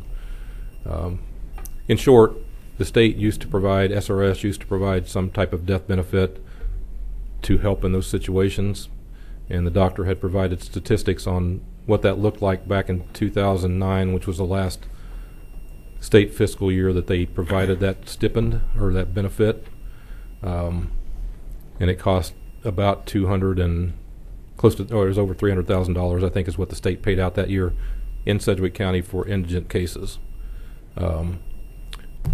Since they haven't done that since 2009, it has basically been managed as a cost of business. If a mortuary responds to a death that is not a coroner's case, and they elect to take that body on, and then they find that there's no estate and there's no family who's willing to pay, they essentially have assumed that liability, and it's been their responsibility to manage it. What this resolution does is proposes some opportunity for the county to elect to take on the responsibility of what used to be the state's responsibility, or what the state used to consider their responsibility, by providing some type of financial relief to those mortuary services. I don't know that there's a will of the commission to do that, but there has been a resolution drafted that, again, we will be coming around to talk to you all about in the future. And we do a competitive bid on that. We send those bodies out for cremation, correct? Correct. Then Yeah. they're stored for some period of time, and then if they're eventually never claimed. If they're ours, if they're the coroner's, if it's a coroner's case, then we have a contract in place to manage those bodies. If the medical investigators find that there's no responsible party and there's no estate to manage the cost of that, then our contract kicks in and our contract vendor manages the disposition of that body. But they end up cremated, then stored, and then eventually they're buried somewhere far They're away. cremated and stored indefinitely unless somebody claims them. Yeah. And if someone does claim them, is there ever a cost that's recovered in terms of I don't think trying so. to pay back the cost to the taxpayer? We haven't had that situation arise. However, in our internal discussions, it would be asking the individual that wants to claim the body to reimburse the county for that cost that we expended. But I've been here 20 years, and we haven't had anybody come back and actually claim a body. Yeah. Well, it's an awkward situation when someone calls somebody that they call just whatever phone book mortuary service because they have a body in their home, and the guy comes out. That discussion of money usually is not something they do on the front end. They find out after they've picked it up. So it's a real problem for private sector mortuaries to just be handed this cost. And how much was the stipend from the state that they used to provide? You said this. It's 500. So it was enough to cover the cost. It's 500. Okay. I think our contracted vendor is doing it for 4. About $450 for average size. Okay. All right. Well, I see that there's an issue to work through, but appreciate the fact that there's a resolution being drafted and discussed at least. Thank you so much. Thank you. Commissioner O'Donnell? Yes, thank you, and that was very prescient, Commissioner Howell, because I do think we're coming up with a solution that's going to address that, and it was enlightening, I think, to everybody in the room except Dr. Rohrig, exactly some of the issues we have with that. And one of the concerns, I think, long-term is that there are going to be more of these indigent cases. You're thinking, isn't that right, Dr. Rohrig? That as the population ages in Sedgwick County, we're going to have that? Yes, sir. Prior to 2010, on average, we would have maybe 7 cases that were indigent that were coroner cases. Last year, we had 51 indigent cases, at least initially presented that way. But through the work of the medical investigators, we were able to identify family that did want to take possession of the remains. But 33 of those did require us to handle the final disposition of the body. Where is this information that you were in this book about this? What The page budget are you line? looking on? Yeah. What budget line is that? On the I'm missing something apparently. It's not part It's of in the, the. No, it's in it's the not part of presentation on the slide. I just happen to know about the situation because it came to me. I don't like where we're at as a community. I think that we have a problem that it's not really being addressed by a system. It seems like there's someone just getting stuck with a cost that landed on their lap, and they didn't. Now they're having to deal with it. From their perspective, it seems really unfair for them to be stuck with this thing. But I'm not sure it's a taxpayer problem either. So it's something we have to work through. But it's in the slide here on they're not numbered here, but They're numbered in the bottom. okay. Well, I'm just trying to see what you see. That's all. on this If you could help page me, here. that would be nice. It's right after the. Okay, I found it. Challenges. Thank you so much. Yeah, I think they found it. It's on page It was 51. on slide 51, Yeah. where there was some discussion about that. Thank you. So, That's all. no other questions? Okay. For the next package. Decision package 2 is a lab technician.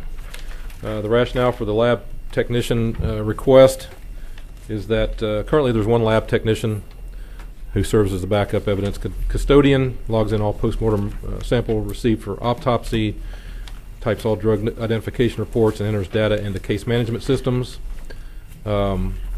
Essentially, when we talked about that backlog of cases that are greater than 60 days old, some of the work that those scientists are doing are work that would be better done by a lab technician so that the scientists could stay on task and work those cases, those drug ID cases, as opposed to doing the administrative work. So the rationale for adding a lab technician is that a lot of the clerical and administrative work these scientists are doing, after they've done a case, they've got to do all this other work, and it takes them away from their casework. So adding a lab technician would keep them on task to draw down that backlog while the technician takes care of the administrative work that that draws them away from the primary work that they're supposed to be doing. And to add a 1 FTE lab technician, salary and benefits is $54,672. Any questions on decision package 2? Seeing none, only question I have before we get off of Regional Forensic Science Center is back at the beginning of the briefing it showed that we perform forensic services for 47 different departments and agencies. Do we get reimbursed from those, or are they grants, or how are we recovering the money from 47 different organizations? If we provide pathology, autopsy services for out-of-county entities, we are receiving payment for those. All of the criminalistic work we do on DNA and toxicology and all of those types of services for law enforcement, fire service, and prosecutors are general fund dollars. We are providing, as Sedgwick County, we are providing I don't have a crime problem lab. with Sedgwick County. Are we providing it for things outside of Generally, Sedgwick? we are not, other than the autopsy services. Is that correct, sir? Yes, I would say almost 100% of our out-of-county work is forensic autopsy with the corollary toxicology that is performed. Those cost invoices are submitted to the agency that requests that service outside of Sedgwick County. The 47 entities are 47 law enforcement agencies, fire departments within Sedgwick County. So if the crime occurs within Sedgwick County, we perform the work out of our general fund revenues. If the crime, usually a homicide or questionable death, occurs outside of Sedgwick County, then we get prior authorization from whomever's making that request to perform the work. Basically, we make sure we have a guarantee of payment for that work prior to accepting the case. The case will come in, we do the work, and then we bill that individual or that entity. Very good. And Chairman, if I could jump in, if you go to page 264 of your book, we actually show these individual programs that Regional Forensic Science Center operates, and at least in autopsy, you can see in the revenue section there toward the bottom of the page that there is a significant amount of revenue that does come into that program from those other entities, and then there's a lesser amount on the page before, on page 263, that goes into lab management and toxicology. So we Okay. do try and report that info. Well, the 47, I just didn't know we had 47 different agencies here in Sedgwick County, so I thought maybe those were from outside. Very good. I don't see anything else on the Regional Forensic Science Center. Okay. Thank you, Doctor. So the decision packages, 2 of them, one for a .5 FTE to upgrade it to a full-time, and then the lab investigator, or lab technician, I'm sorry. Total is $93,948 for 1.5 FTE. That's all on that. And we are 5 minutes before 11. You want to try to get through Department of Corrections, or? We should start it. I need to leave at 11:15, so what's the rest of the? How if far we- back does this put us if we wait? Probably another half an hour that we'll just have to find time for, maybe tomorrow if Tim can go fast in his culture and rec presentation. On Monday, I'll go fast. Can we get Department of Corrections done by 11:15? We can try. Does anyone else need to leave prior to that? 11:15 is fine. All right, 11:15 is your target. Hustle, Okay. hustle, move your muscle. Page 275. I guess it'll depend on how many questions you ask.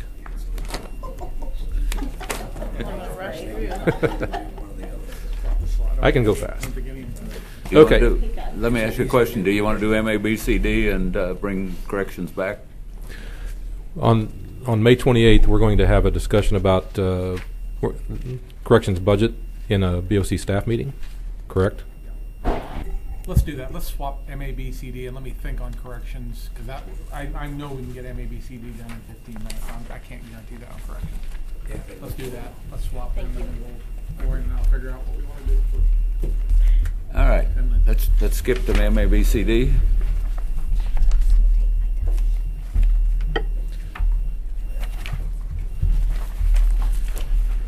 Okay, the MABCD is on page 363.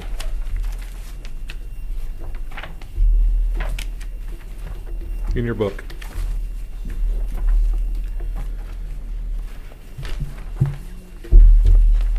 All right. The mission of the Metropolitan Area Building and Construction Department is to ensure all residential and commercial structures are properly and safely planned, built, and maintained within Sedgwick County using national best practices while providing fair and equitable rules for the local building industry. Within the 2020 budget request in property tax funds, property tax funds will support the building administration, Mr. Labram and his administrative section. The building inspections, they do over 72,000 annual inspections, both within the county and the city of Wichita and Class 2 and 3 cities. It will support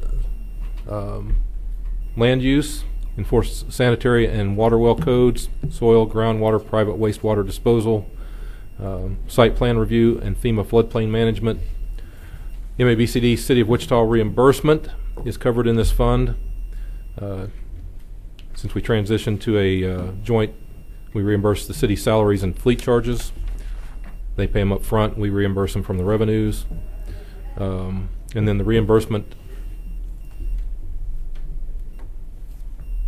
the City of Wichita reimburses for certain things, and then we reimburse the City of Wichita as well. So in the general fund, the ask shows a 1.1% increase. That generally represents, as we've transitioned, there were positions that would transition to county positions once the city employees sitting in those positions moved out. We've had 3 FTE that were city employees who vacated positions, which are now transitioning to become county positions and be filled with county employees. So there's a slight increase, primarily based on the fact that we've converted 3 city positions that would have been reimbursements to the city to county positions now. Looking at the overall still shows the 1.1% increase. Contractuals show to be up slightly. Part of that contractual is the reimbursement to the city, which Mr. Labram believes those city positions were probably included in that contractual budget and should be backed out because they become part of the county budget now, those 3 FTEs that transition from city to county. So generally speaking, the budget is flat, unadjusted. There are decision packages that we will work through here quickly. On page 370, a decision package for an addition of administrative technician. So to preface this, there is a reduction package that will come up here at the end. In order to improve efficiencies in customer service and kind of realign the organization, there is a senior administration position that is a supervisor position that Mr. Labram is proposing that we get rid of. So that will be the reduction package. And getting rid of that administrative supervisor position, he is proposing that we add this administrative technician, which will absorb some of the work of that senior administrative supervisor position in the areas of accounts payable and managing financial transactions and systems across both city and county. In addition, we'll provide support in other areas to the current administrative accounts payable person. Did that senior administrator retire, or are they being? It's a city of Wichita employee, and the city of Wichita is managing that transition for that employee. So the cost of this position, salary and benefits, is $59,963, which is significantly lower than what the position that we're eliminating. But absorbing most of the work of that person, minus the supervisory responsibilities, this person will be placed into the administration division and under the administrative supervisor that currently exists. So it's streamlining a little bit and putting a worker in a position that will be more productive and provide better customer service. Ask number 2, decision package number 2, is on page 372.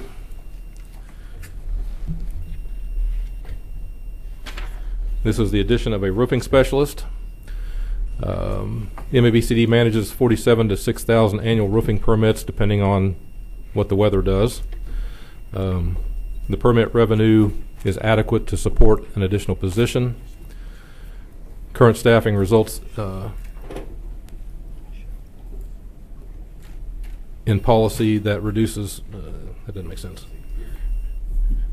Essentially, we currently have one inspector, and they're unable to provide adequate oversight for all of the roofing permits and roof work that's being done. Adding this position would provide a little more accountability to that inspection process, and allow for a more robust inspection process on roofs that are being replaced or put on structures.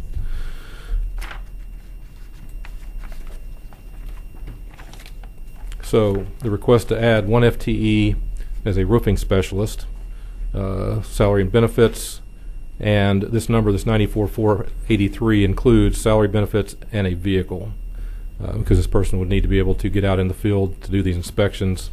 So the total ask there is for 94,483.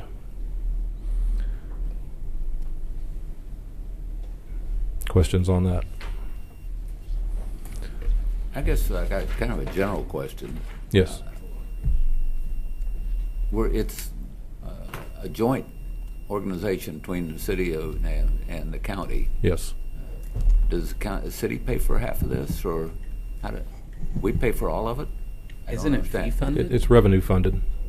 It's a revenue funded position. Revenue funded. Yeah. And it really isn't. It is a joint merger, but the county is the managing partner, and ultimately the county will take this over time as City of Wichita employees leave. This is unlike MAPD, which is the closest thing I can think of to compare it to.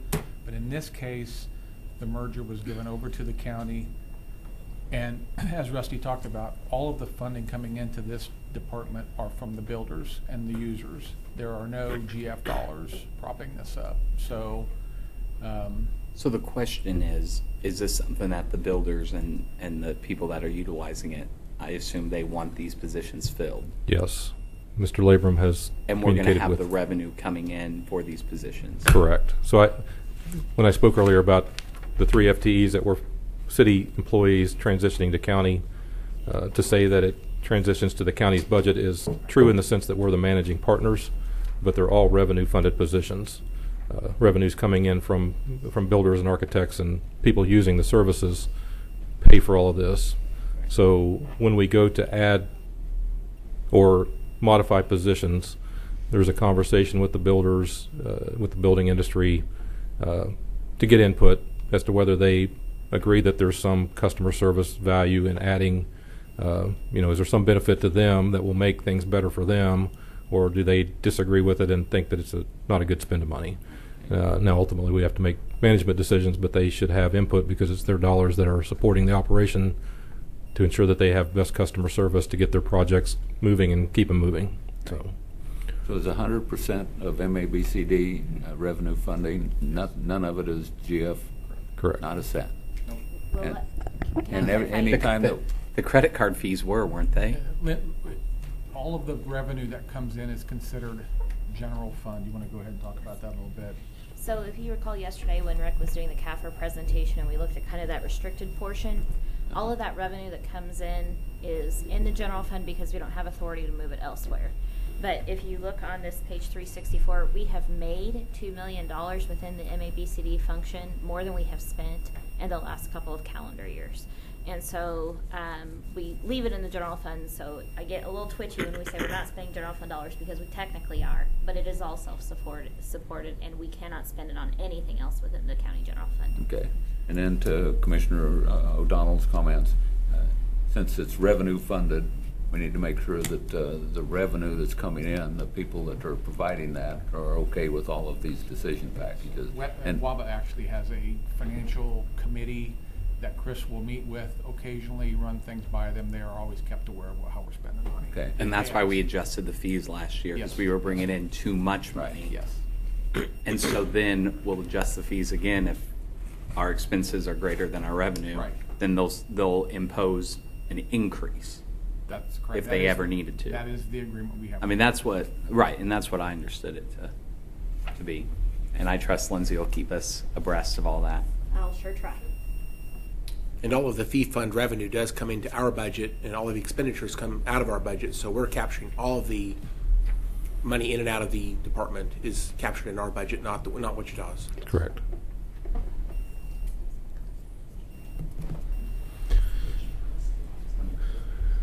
Okay. Well, actually, these decision packages are pretty easy for us if the people are paying for them already approved them.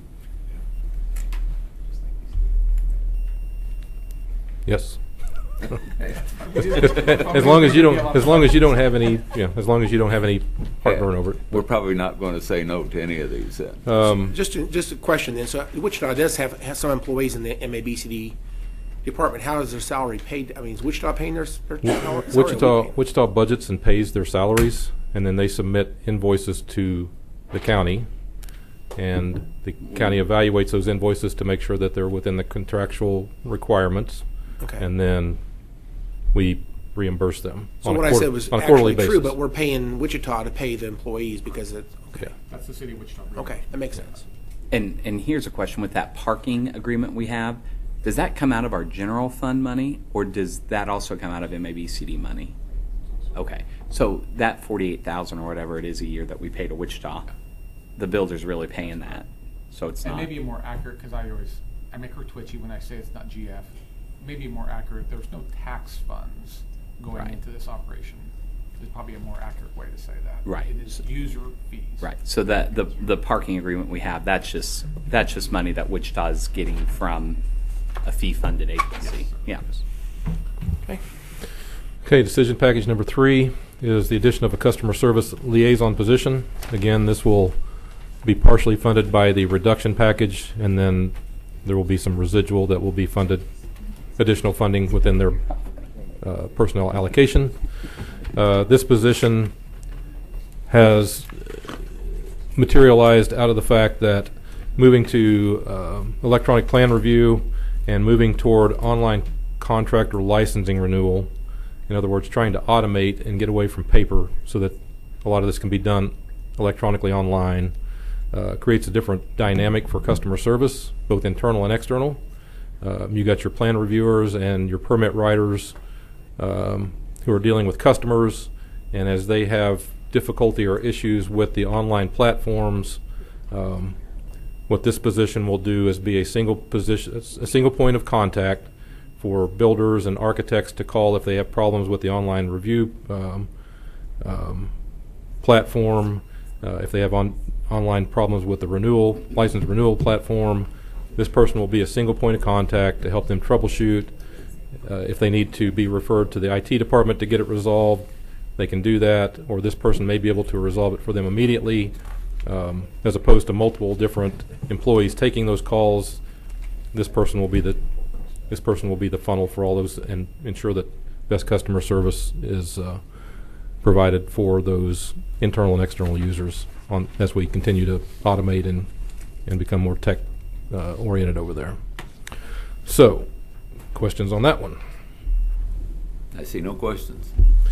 And finally, the final package. This one is really more about giving authority to HR to make changes to the staffing, the way that the staffing table is arranged. Essentially, you have your inspectors, who are 1s, 2s, 3s, and 4s. Currently, since they're dedicated to one of those 4 positions, as they complete certifications, they should be promoted into the next level. that requires more of a formal process. By taking this action as a tiered step, basically we identify all of those as inspectors. They will still be managed if they're an entry level. Chris can hire them as an entry level employee, but as they complete certifications and become qualified for a 2 level, he is able to, he's able to promote them with less difficulty across those different levels. Also, when he has an open position, he can advertise it, he can hire the best candidate, and if the best candidate happens to be certified and trained at a 3 level, right now, if he has an opening and it's a 1 level, he needs to hire somebody who has that qualification. It's unlikely he's going to get somebody that's higher trained coming in at that entry level position.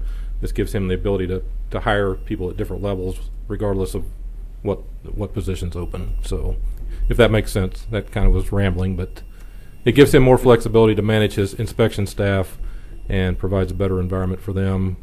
The $69,000 cost is a worst case scenario. In reality, there probably won't be any dollars necessary to add to this. I think probably it will be managed within his requested allocation because these people aren't going to make sudden jumps in rank when this occurs. So he just added that dollar amount as a worst case scenario if they all jump to level 4s.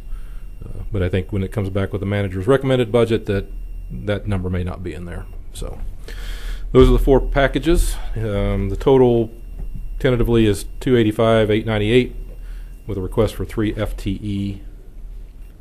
If there are no questions, then the reduction packages for the reduction of the senior management analyst. Again, that's a city position, and city HR is working with that employee. The savings on that will be $96,319.